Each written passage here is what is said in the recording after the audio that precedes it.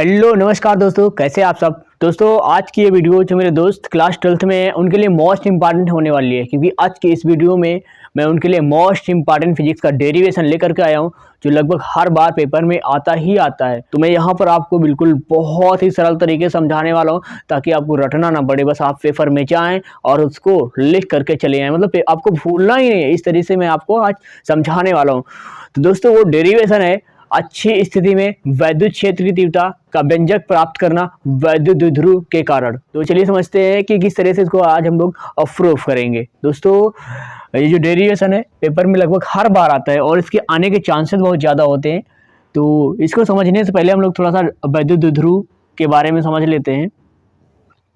तो वैद्युत द्विध्रुव आप लोगों ने पढ़ा भी होगा कि जब दो परिमाण में समान किंतु विपरीत आवेश, परिमाण में समान किंतु दिशा में विपरीत आवेश एक दूसरे से बहुत ही अल्प दूरी पर रखे हों या फिर कम दूरी पर रखे हों, तो ऐसी व्यवस्था को वैद्युत द्विध्रुव कहा जाता है। तो ऐसी व्यवस्था को वैद्युत द्विध्रुव कहा जाता है। दोस्तों ये देखिए, परिमाण में समान किंतु विपरीत आवेश हैं।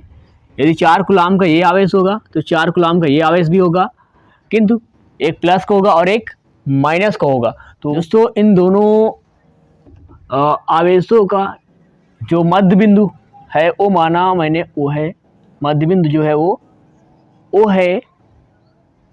और इस मध्य बिंदु ओ से दोनों आवेशों की जो दूरी है वो है स्मॉल एल।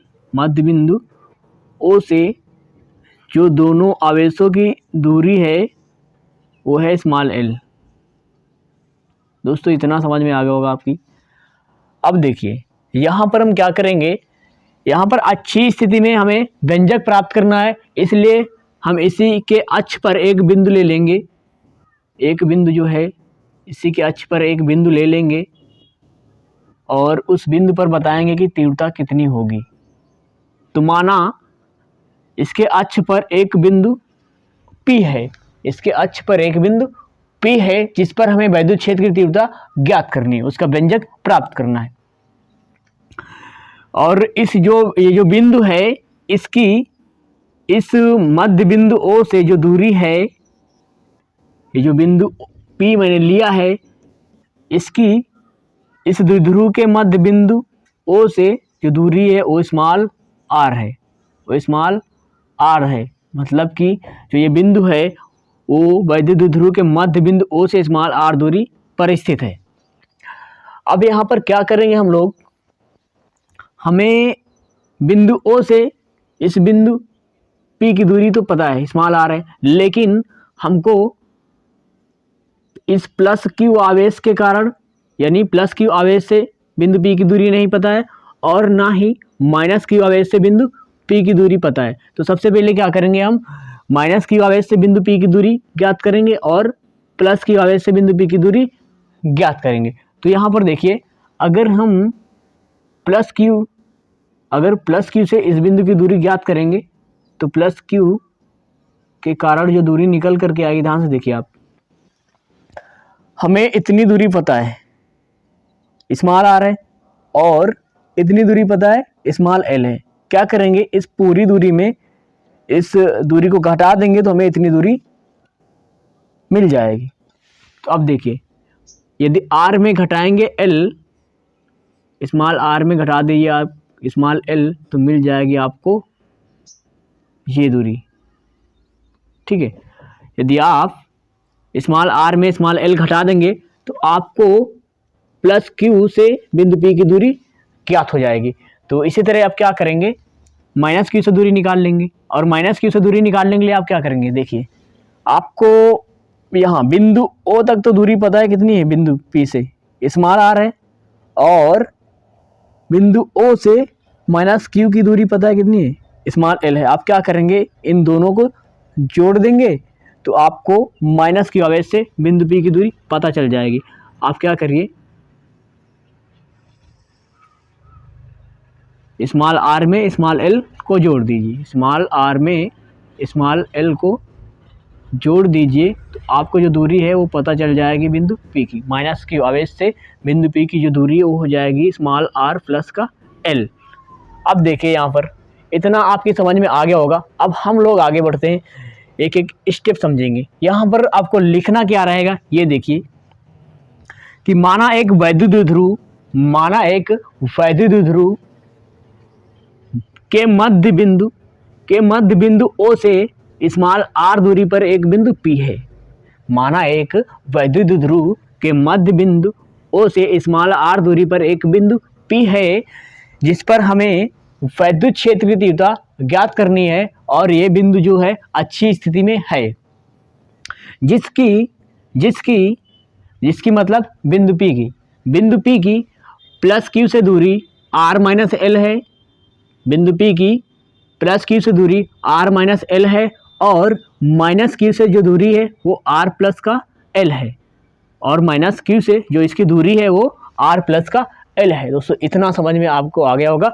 मतलब इसको आपको बनाना है, फिर इसको आपको लिखना है। यदि आपने इसको बना लिया, समझ लिया, तो आपको लिखने में कोई प्रॉब्लम नहीं, क्योंकि यहाँ पर जो आपने बनाया है बस वही आपको लिखना रहेगा। ठीक है दोस्तों, अब हम लोग यहाँ पर क्या करेंगे कि प्लस Q के कारण बिंदु P पर कितनी तीव्रता है उसको पहले ज्ञात करेंगे, फिर उसके बाद माइनस Q के कारण बिंदु P पर कितनी तीव्रता है उसको ज्ञात करेंगे। तो यहाँ पर हम लोग पहले प्लस Q के कारण तीव्रता ज्ञात करेंगे। तो यहाँ पर आप लिखिए प्लस Q आवेश के कारण बिंदु P पर तीव्रता। तो यहाँ पर प्लस Q के कारण तीव्रता ज्ञात करेंगे और माइनस Q के कारण ज्ञात करेंगे। तो हम इनको E1 और E2 मान लेंगे। लेकिन यहाँ पर क्या करेंगे, जो फार्मूला है वो आपको पता ही होगा। बिंदु आवेश के कारण तीव्रता का फार्मूला क्या होता है? बिंदु आवेश के कारण जो तीव्रता का फार्मूला होता है 1/4πε0 Q/r² होता है। E=1/4πε0 Q/r² होता है। इसी फार्मूले को लगाकर हम लोग सॉल्व करेंगे। तो प्लस Q आवेश के कारण बिंदु P पर तीव्रता ज्ञात कर रहे हैं, तो यहाँ से आपको कुछ करना नहीं है, बस इसको E1 कर लेना है और ये सेम रहेगा ε0 Q/। अब देखिए यहाँ पर प्लस Q है, तो प्लस Q आवेश के कारण बिंदु P की दूरी कितनी r माइनस L है। तो यहाँ पर दूरी कर देंगे हम लोग r माइनस L का स्क्वायर कर देंगे। इसके बाद इसको मान लेंगे समीकरण 1। अब आते हैं माइनस Q आवेश के कारण बिंदु P पर कितनी तीव्रता होगी। तो यहाँ लिखेंगे माइनस Q आवेश के कारण बिंदु P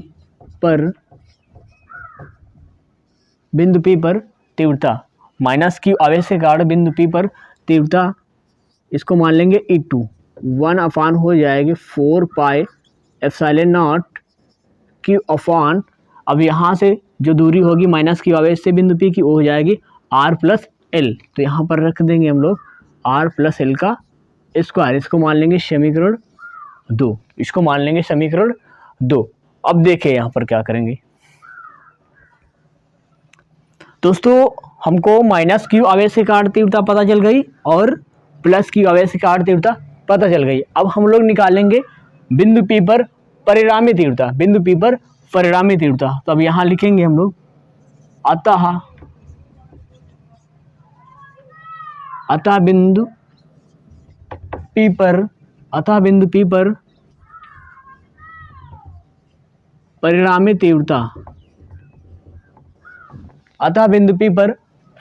तीव्रता। तो जो परिणामी तीव्रता निकल करके आएगी वो हो जाएगी हमारी E बराबर E1 माइनस का E2। E बराबर हो जाएगी E1 माइनस का E2। तो दोस्तों ये कैसे आया, इसको मैं आपको पूरा डेरिवेशन होने के बाद समझाऊंगा, क्योंकि ये कैसे आता है वो पेपर में आपको लिख के नहीं आना है, बस यहीं से आपको स्टार्ट करना है। ठीक है, तो अतः बिंदु P पर परिणामी तीव्रता। अब यहाँ पर देखिए आपको E1 और E2 के मान पता है, बस यहीं पर रख दीजिए आप। तो यहाँ पर हम लोग मान रख देंगे।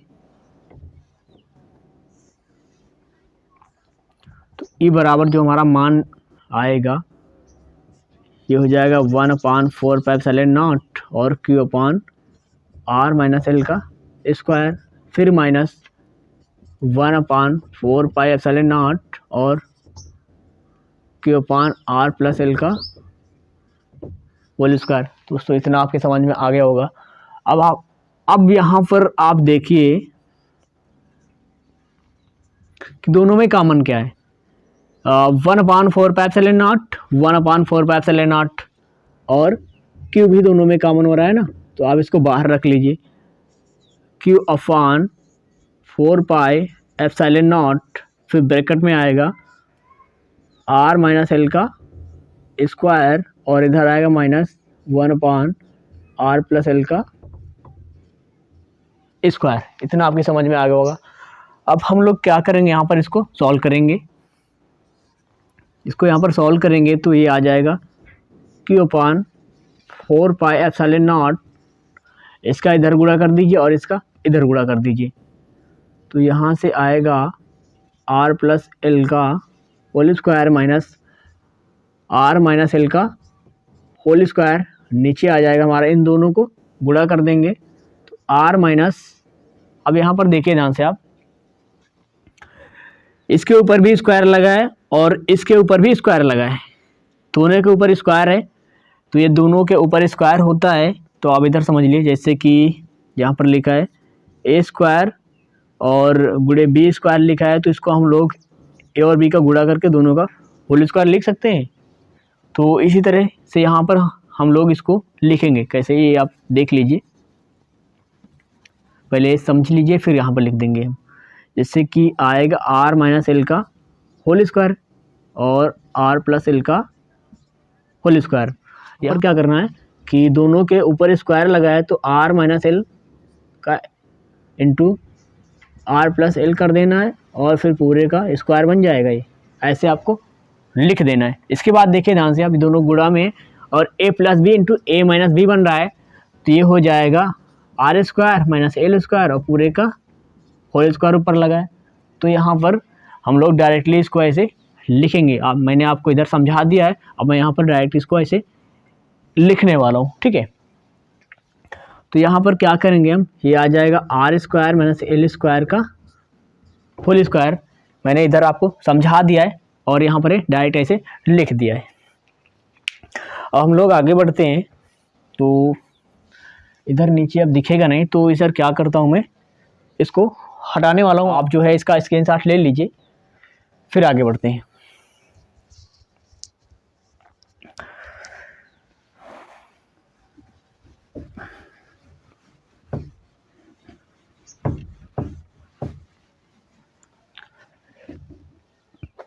तो दोस्तों अब यहाँ पर क्या करेंगे कि इन दोनों के होल स्क्वायर को ओपन कर देंगे और फिर आगे सॉल्व करते हैं। तो यहाँ पर जो है आएगा ई बराबर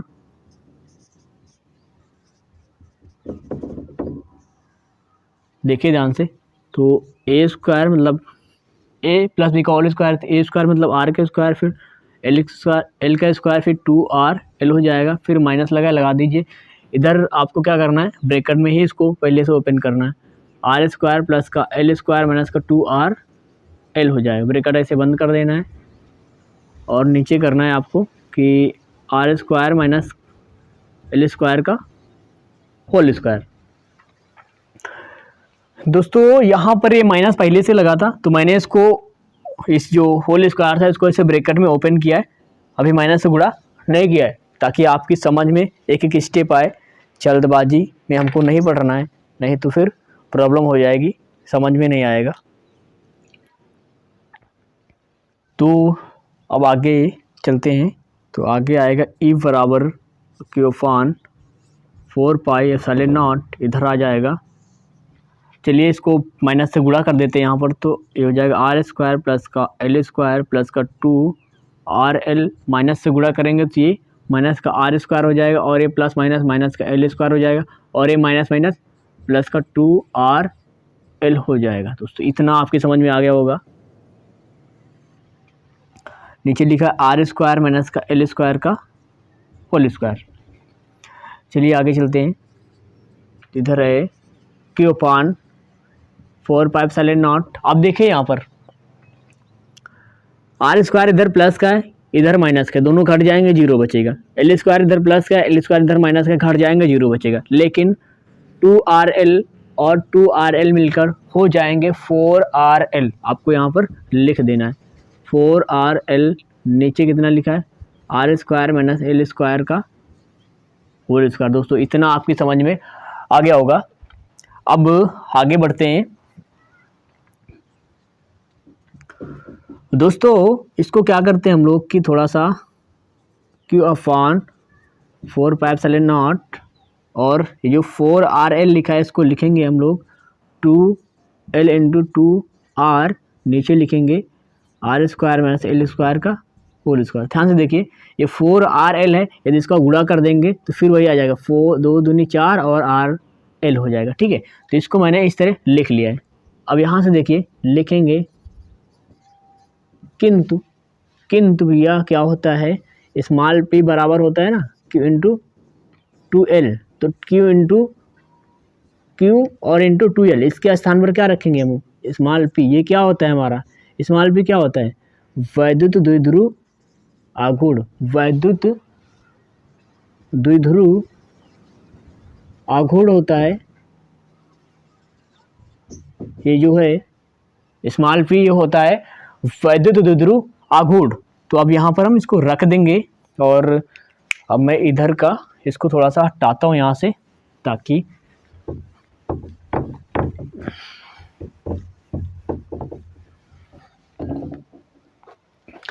अब क्या करेंगे यहाँ से, तो Q इंटू 2L के स्थान पर रखेंगे P। तो यहाँ से आएगा हमारा जो है E बराबर निकल करके आएगा P अपान 4πε0 और इधर केवल 2R बचेगा इंटू 2R अपान में आएगा आर स्क्वायर माइनस का एल स्क्वायर का होल स्क्वायर। दोस्तों इतना आपकी समझ में आ गया होगा। अब आगे चलते हैं। देखिए अब यहाँ पर क्या करेंगे, क्योंकि L का मान जो है L का मान बहुत छोटा है, L का मान बहुत छोटा है, इसलिए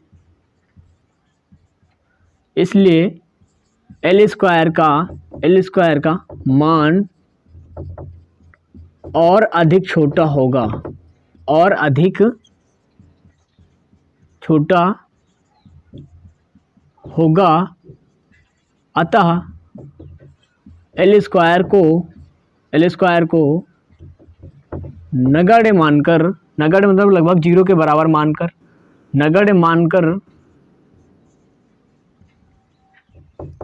मानकर छोड़ने पर, मतलब नगण्य इसको मानकर इसके स्थान पर क्या रख देंगे, जीरो रख देंगे। ठीक है, तो अब यहाँ पर हम लोग क्या करेंगे, यहाँ एल स्क्वायर लिखा हुआ यहाँ पर रख देंगे जीरो। तो यहाँ से आएगा E बराबर P अपान 4πε0 और इंटू 2R, नीचे आएगा आर स्क्वायर माइनस यहाँ पर जीरो कर देंगे।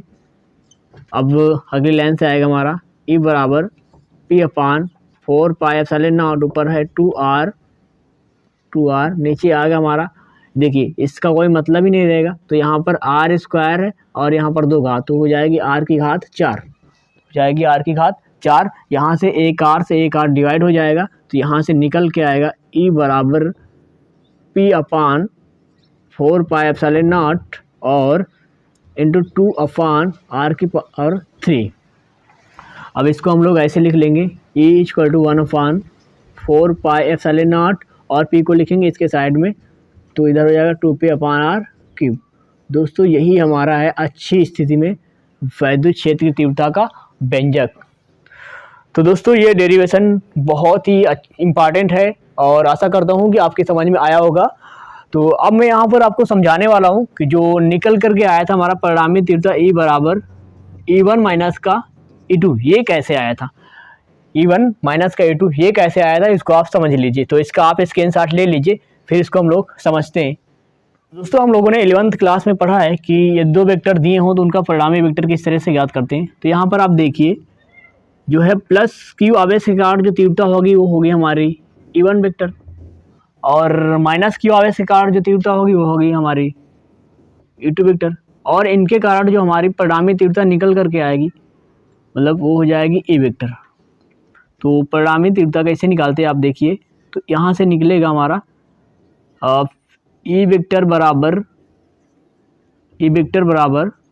E1 वेक्टर प्लस का E2 वेक्टर, E वेक्टर बराबर E1 वेक्टर प्लस का E2 वेक्टर। अब देखिए यहाँ पर हमें तीर का निशान लगा है, इसको हटाएंगे तो क्या करेंगे, दोनों पक्षों को क्या कर देंगे, दोनों पक्षों का हम जो है वर्ग कर देंगे, दोनों पक्षों का वर्ग कर देंगे तो ये हो जाएगा E वेक्टर का स्क्वायर बराबर E1 वेक्टर प्लस का E2 वेक्टर का स्क्वायर।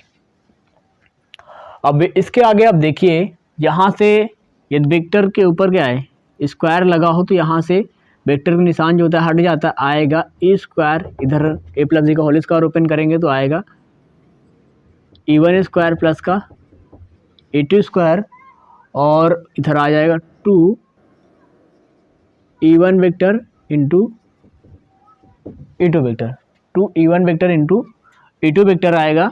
इसके बाद हम लोग क्या करेंगे, यहाँ से आएगा हमारा ए स्क्वायर बराबर E1 स्क्वायर प्लस का E2 स्क्वायर और प्लस का 2। ध्यान से देखिए यदि 2 E1 vector into E2 vector लिखा है तो यहाँ से E1 और E2 को हम लोग क्या करेंगे, E1 E2 cos थीटा लिख सकते हैं कि नहीं लिख सकते हैं। लोगों ने ऐसे पढ़ा होगा कि ए वेक्टर डॉट बी वेक्टर बराबर ए बी cos थीटा, तो वही कंडीशन तो यहाँ पर बन रही है, ए के स्थान पर E1 है और बी के स्थान पर E2 है, तो इसको हम लिख सकते हैं। हाँ तो ये इसको मैंने लिख दिया है E1 E2 cos थीटा, तो यहाँ पर मैं लिख दूंगा इसको जो है 2 E1 E2 cos थीटा। अब यहाँ पर देखिए E1 E2 cos थीटा मैंने लिख दिया है, तो अब यहाँ पर देखिए दोनों आवेशों के बीच विपरीत दिशा में, दोनों जो आवेश है विपरीत दिशा में, तो एंगल यहाँ से कितना निकल के आएगा 180, एंगल यहाँ से जो है 180 निकल करके आएगा। हाँ एंगल जो लेंगे यहाँ पर वो हम रखेंगे 180, तो E1 स्क्वायर प्लस का E2 स्क्वायर प्लस का 2 E1 E2 cos 180 हो जाएगा, 2 E1 E2 cos 180 हो जाएगा। तो मैं उसको इधर लिखता हूँ। अब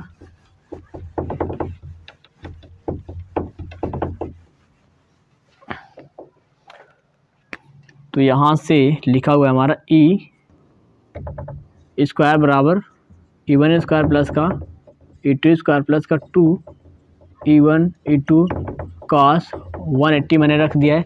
अब यहाँ से आप बताएं कि cos 180 का मान कितना होता है, E1 स्क्वायर प्लस का E2 स्क्वायर प्लस का 2 E1 E2 cos 180 का मान होता है -1।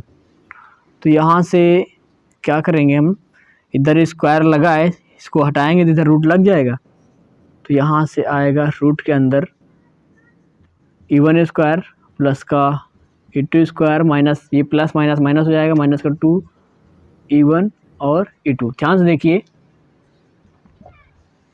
ए square plus B square minus 2ab बन रहा है, मतलब कि ये बन जाएगा E1 माइनस का E2 का होल स्क्वायर, तो कि रूट से स्क्वायर कैंसिल हो जाएगा, आएगा यहाँ से E1 माइनस का E2। तो दोस्तों ये E बराबर E1 माइनस E2 कैसे आया आपकी समझ में आ गया होगा।